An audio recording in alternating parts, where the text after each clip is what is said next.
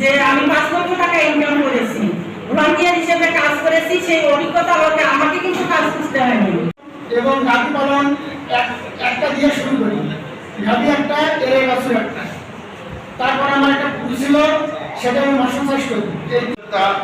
যুব প্রশিক্ষিত যুব সহ যারা উপস্থিত আছেন আমার তরফ থেকে যুব অধিদপ্তরের পক্ষ থেকে আজকের এই আয়োজন সফল হবে সাধুল্লাপুর থেকে যদি সামিউল তৈরি করার জন্য আগামী কিছুদিনের মধ্যে সামিউলের পথে যাত্রা শুরু করেন এখান থেকে দু একজন, তাহলে এই আজকের আয়োজন সফল হবে বলে আসুন।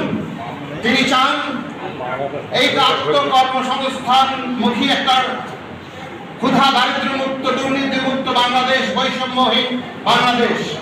তিনি চান গণতান্ত্রিক বাংলাদেশ। তিনি চান একটি মানবিক এবং নিরাপদ বাংলাদেশ।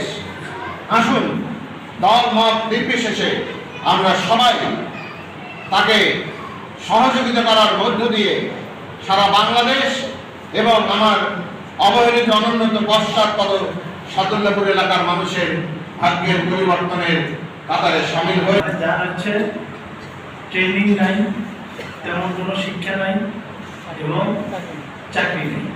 এই ধরনের যুবক হতে হবে। যুবক বলতে যুব নারী বা যুবক। আমরা সাদুল্লাপুরে যে সমস্ত ছেলে যে কাজে দক্ষ হইতে চায় তাদেরকে প্রশিক্ষণ দেওয়া হবে এবং তাকে কর্মসংস্থান, মানে সে যাতে ইনকাম করতে পারে এই ব্যবস্থা ওই প্রকল্পের আওতায় থাকবে।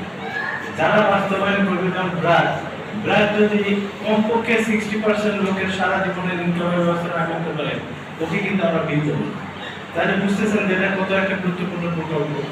যারা যুবক আছে তারা যদি এখানে ঢুকতে পারে, এখন ঢোকারও সিস্টেম আছে। ধরেন চাহিদা তো অনেকেরই থাকবে, এর মধ্যে আপনাকে কিভাবে সিলেক্ট করবেন, সেখানে আপনার কিছু যোগ্যতা শিক্ষা দেখবে যাতে আপনি ঢুকতে পারেন। এখন আপনি প্রেক্ষাপট ঢুকলেন, কাজ করলেন, তাকে তো নেবেন।